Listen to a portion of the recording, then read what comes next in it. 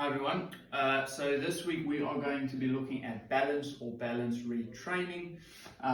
This is often something that people find difficulty with after injuries like ankle sprains or ACL reconstructions.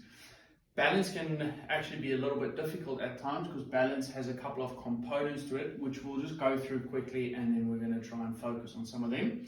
So the first one, which might be fairly obvious, is muscle power.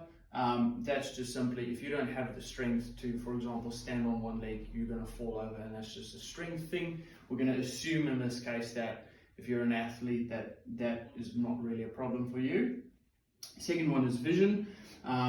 This is something you guys can test yourself fairly easily. If you try and balance on one leg and just stare straight ahead, you're probably not going to fall over, but as soon as you close your eyes, you're probably going to start swaying, and that is because you get visual feedback from a point that you focus on, so that your body actually picks up how much you're swaying from side to side. You get the feedback, and then you're able to counter that.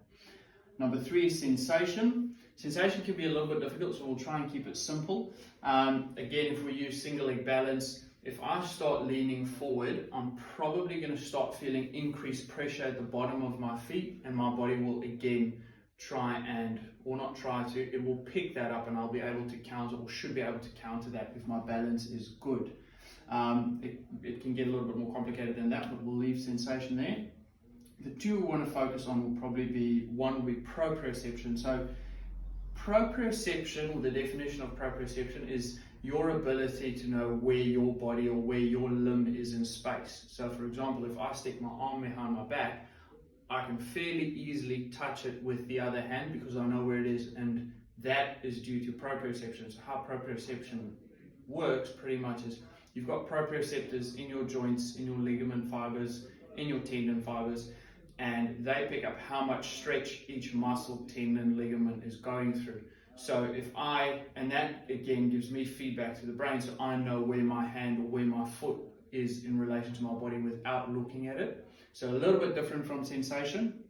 So proprioception is often one that is affected after something like an ankle sprain, because the proprioceptors in the ligaments that you sprain can actually then get injured. And that is why people that have had an ankle sprain once are more likely to get it again.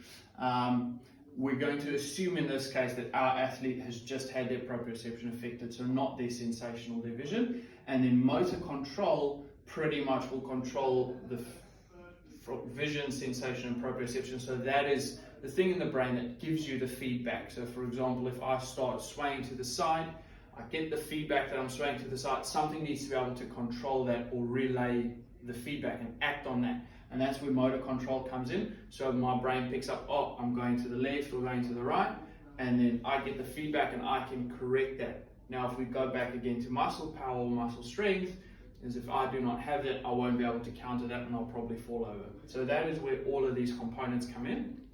But we're specifically going to focus on proprioceptive retraining for this.